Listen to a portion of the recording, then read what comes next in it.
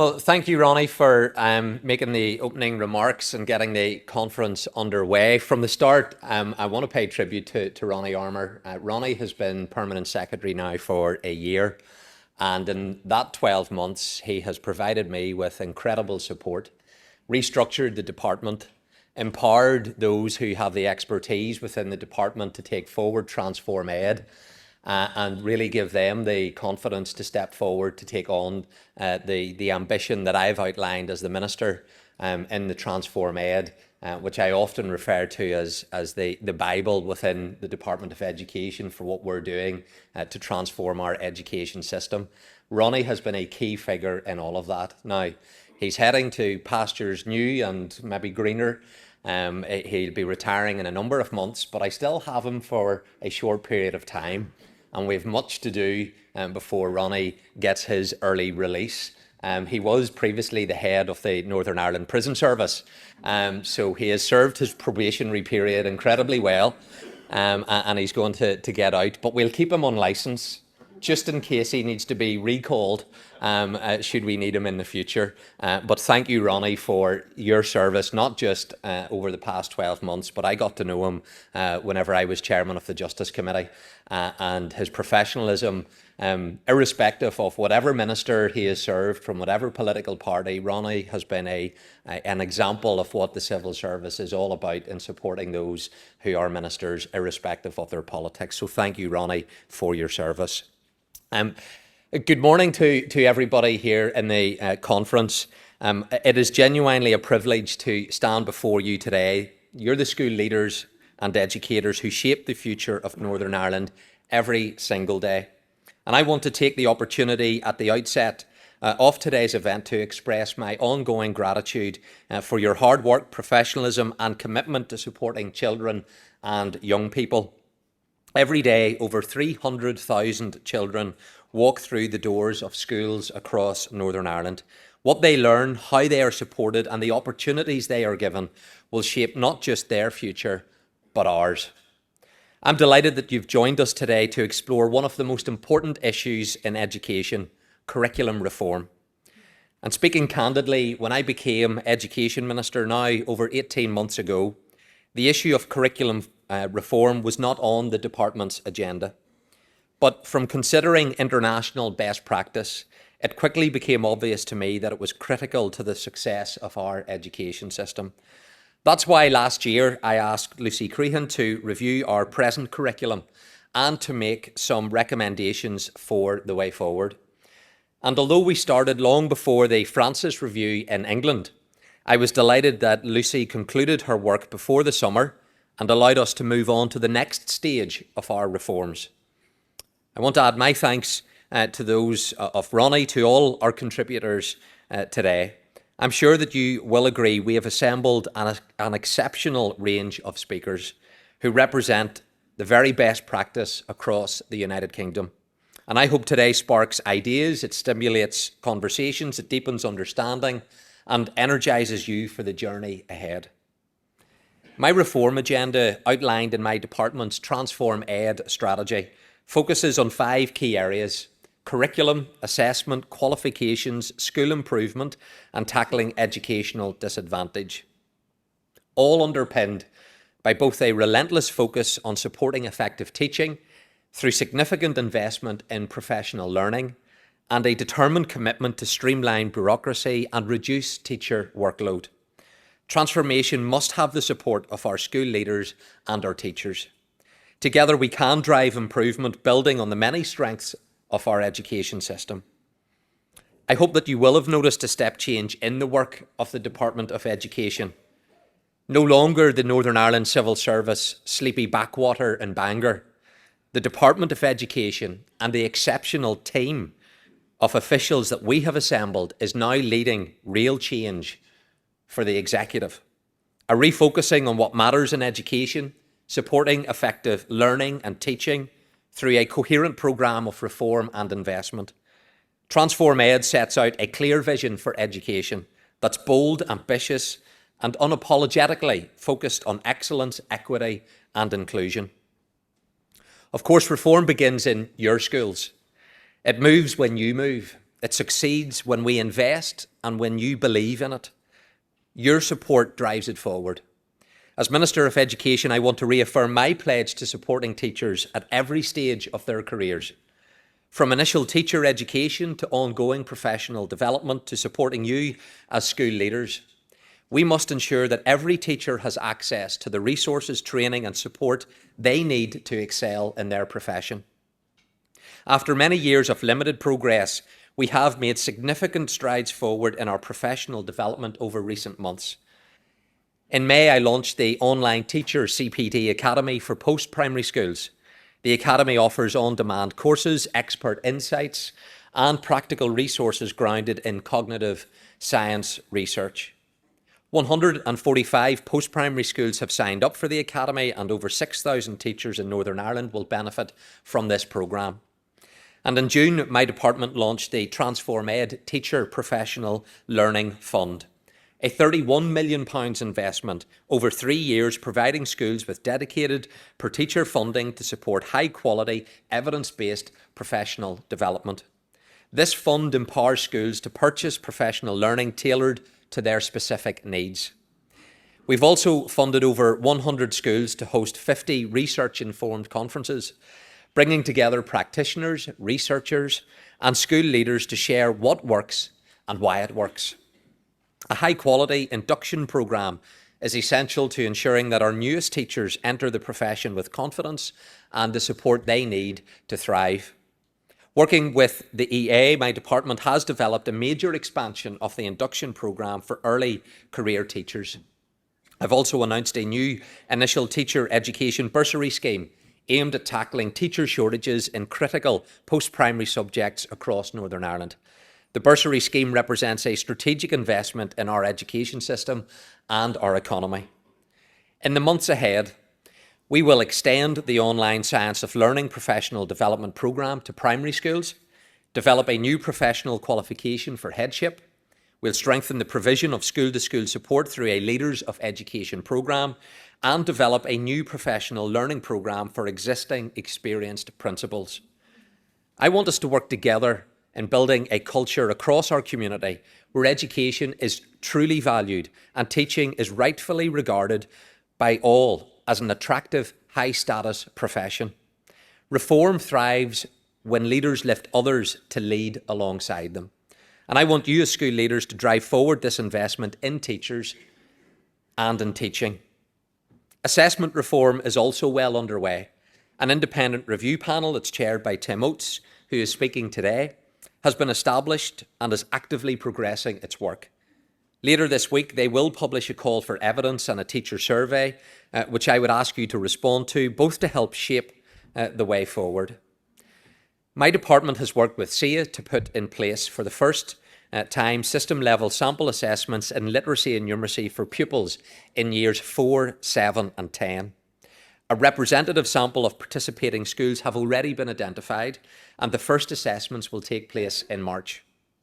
This new approach aligns Northern Ireland with international best practice, mirroring approaches in countries like Canada and Singapore. It will provide a clear, evidence-based understanding of how well our pupils are developing essential skills in reading, writing and mathematics in each key stage. The insights gained will play a vital role in shaping policies and interventions. This approach is also explicitly designed to involve as little work and bureaucracy for schools as possible. We're also accelerating the development of computer adaptive assessment through SIA, with a record 522 schools participating in the September pilot. Assessment reform is not just a technical adjustment, it's a commitment to fairness, relevance and excellence. And if we are serious about delivering a world-class education for every child in Northern Ireland, then we must measure learning and progress accurately and make sure that we use data effectively to drive improvement, close gaps and unlock opportunity. I've also recently launched a public consultation on the future policy direction for GCSE and A-level qualifications in Northern Ireland. This is your opportunity to shape the system that our young people will experience for years to come, and I would urge you to take the time to read, reflect and then respond. Our proposals are guided by a clear and ambitious vision to create a more streamlined, learner-focused system that prioritises depth of understanding over sheer quantity of assessment. The proposals aim to reduce the number of exams that young people sit and, wherever possible, to remove controlled assessments.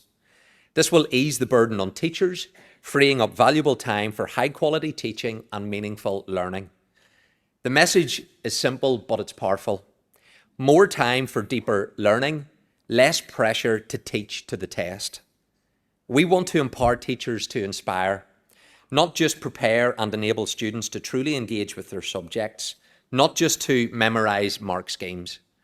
But reform must be shaped by those who lead our schools, and we want to hear your views on these important issues. Now to the reason why we're here today: curriculum reform. Curriculum is the backbone of all education, a roadmap that shapes what pupils learn, how they develop thinking skills, and how they prepare for life, work, and citizenship. Lucy Crean's review, completed in June, made clear that Northern Ireland needs a new statutory curriculum framework, a framework that is purpose-led, knowledge-rich, continuous and coherent, specific and focused, and flexible and inclusive. In July, my department published its formal response accepting many of the review's recommendations, including for a new curriculum task force to drive forward reform. The task force terms of reference have also been published, setting out a clear mandate for modernising and aligning our curriculum with international best practice. And I'm delighted that Christine Council, chair of the task force, is contributing to the conference and will have the opportunity to engage with you today. Christine brings unparalleled expertise as a globally recognised thought leader in education. She has advised successive United Kingdom governments and most recently helped to lead curriculum review in Flanders. The vision for the new curriculum is one that is knowledge-rich. But what does this mean? And more importantly, perhaps, what doesn't this mean? The idea of a knowledge-rich curriculum comes from a growing body of evidence backed by cognitive science that knowledge is not just nice to have, it's the bedrock of all learning.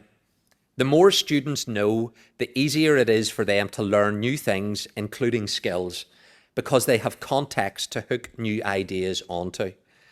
It's important to emphasise that this does not mean we ditch or we deprioritise skills. A knowledge-rich approach provides the opportunity to supercharge skills. Knowledge-rich also does not mean rote learning of disconnected facts or pieces of trivia, nor does it mean heavy content or curriculum overload. It's about determining core concepts that are vital in supporting the progressive acquisition and application of deep learning. By being more specific about what should be taught, we can also be more specific about what should not be taught, guarding against overload. At the heart of these reforms is a commitment to equity, particularly for children from disadvantaged backgrounds. Access to high-quality structured content can bridge the knowledge gaps that often arise from socio-economic disparities. Knowledge is power, information is liberating. By equipping all children with a solid foundation of substantive and disciplinary knowledge, we give them the intellectual tools to succeed, regardless of their starting point. For our most disadvantaged pupils, this means opening doors to opportunities that might otherwise remain closed, fostering confidence and enabling them to compete on equal terms with their peers. A curriculum grounded in powerful knowledge, carefully selected, coherently sequenced, and taught with purpose, does more than impart facts. It cultivates curiosity, it hones analytical skills, it enables critical thinking, and prepares young people to engage with complex ideas. So what does knowledge-rich mean in reality? Well, hopefully you'll find out today. But for me, it means thorough teaching and learning, not rushing through delivery, careful sequencing of concepts and content to build real understanding, every child progressing, and a curriculum that is manageable in the classroom, not overwhelming. These are the foundations of a system that works for learners and for teachers. That's the vision that we're working towards, and it's one we can only achieve with your leadership and your insight. Curriculum reform needs the voice of serving teachers. We're setting up subject working groups to develop the new framework, and this is an opportunity to shape the future of education. So I would encourage you to consider joining one of these groups. It's your experience and expertise which is vital. And as I conclude, let me say something about delivering reform. We're taking forward whole system transformation. And I appreciate that this can be daunting and that change needs careful management. The TransformED programme is designed to be coherent across all key elements of education. So please be assured its delivery will be staged and its rollout accompanied by high quality training and support. By considering curriculum, qualifications and assessment together, we can ensure a well-structured and consistent programme of reform. But that does not mean changing everything at once. We are laying the groundwork for reform, a new curriculum framework supported by effective assessment, enabled by progressive qualifications, delivered by empowering educators who are trusted, trained and valued, and learning from the best systems internationally. I believe the change is needed for our children and young people, but this needs your support and your voice. So to conclude, reform is not a threat. It is a promise to do better, to be better, and to serve better. From me, TransformED is that promise. A promise to every child that their education will be ambitious, inclusive, and life-changing. A promise to every teacher that they will be supported, trusted, and valued. And a promise to our society that education will be the foundation of a more prosperous and confident Northern Ireland. I want to thank all those who have contributed to progress so far. Your commitment is the engine of this transformation. Together, we're not just imagining a better future, we're building it.